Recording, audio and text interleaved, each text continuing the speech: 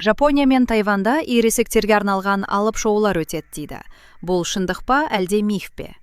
Көптеген адамдар үшін бұл тақырып жабық әрі ят көрінуі мүмкін. Бірақ Шығыс Азия елдерінде бұл миллиардтаған доллар айналымы бар, заңды және мемлекет бақылайтын ресми индустрия. Неліктен Тайвандағы 18+ көрмесіне билеттер бірнеше минутта сатылып кетеді? Жапондар бұл мәдениетті қалай бизнеске айналдырды? Бүгін біз Жапония мен Тайвандағы ересектер шоуының астыртын сырларын талдаймыз.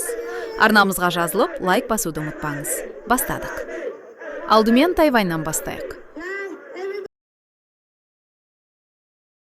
Жыл сайын бұл елде TRE Taiwan Adult Expo деп аталатын халықаралық көрме өтеді. Бұл жай ғана кішігірім шара емес, бұл мыңдаған шаршы метрді алып жатқан алып фестиваль. Оған кіру үшін адамдар бірнеше ай бұрын билет сатып алады. Ең қызығы, бұл шоудың басты жұлдыздары Тайваньның өзінікі емес, Жапониядан арнайы шақырылған танымал AV, Adult видео актрисалар мен модельдері. Көрмеде не болады? Онда қыздар сахнада билейді, жанкүйерлермен қол алысып фотоға түседі. Оны high touch және meet және greet дейді. Бір қызығы, бұл шараға тек еркектер емес, қыздар да, тіпті жас жұбайлар да танымдық мақсатта жиі келеді. Тайвань қоғамы бұған өте ашық және заманауи тұрғыдан қарайды. Шара толығымен заңды, қауіпсіз және онда ешқандай тәртіп бұзушылыққа жол берілмейді. Енді осы индустрияның отаны Жапонияға ауысайық. Жапонияда бұл бағыт экономиканың үлкен бір бөлшегі.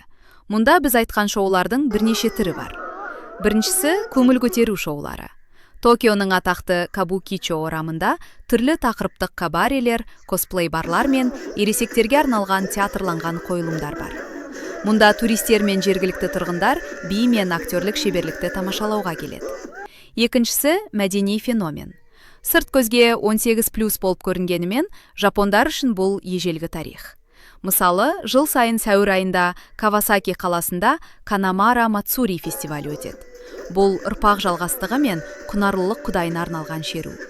Фестивальде ересектер тақырыбындағы түрлі мүсіндер көшеде ашық алып жүріледі. Шетелдік туристер үшін бұл шок болуы мүмкін, бірақ жапондар үшін бұл тазалық пен денсаулық тілеу ритуалы. Енді ең басты сұрақ. Неліктен бұл елдерде мұндай шоуларға тыйым салынбаған? Жауап біреу, бақылау және салық. Жапония мен Тайвань билігі бұл индустрияны жауып тастағаннан гөрі, оны заңдастырып, бақылауда ұстаған тиімдірек екенін түсінді. Қатаң заң. Шоуларға тек 18 немесе 20 жастан асқандар ғана жіберіледі. Құжаттар өте қатаң тексеріледі. Қауіпсіздік. Мұндай шараларда ешқандай заңсыз әрекеттерге немесе зорлық-зомбылыққа жол берілмейді. Актрисалар мен қатысушылардың құқығы заңмен қорғалған. Туризм және экономика. Бұл шоулар ел қазынасына миллиондаған доллар салыға келеді және әлемнің түкпір-түкпірінен туристерді тартады. Қорытындылай келе, Жапония мен Тайвандағы 18+ шоулар бұл жабайылық немесе заңсыздық емес. Бұл заманауи поп мәдениеттің, алып бизнестің және кейде ежелгі наным-сенімдердің заң шеңберіндегі көрінісі. Әр елдің мәдениеті мен шекарасы әртүрлі, және бұл елдер өз ерекшелігін табыс көзіне айналдыра білген. Сіз қалай ойлайсыз?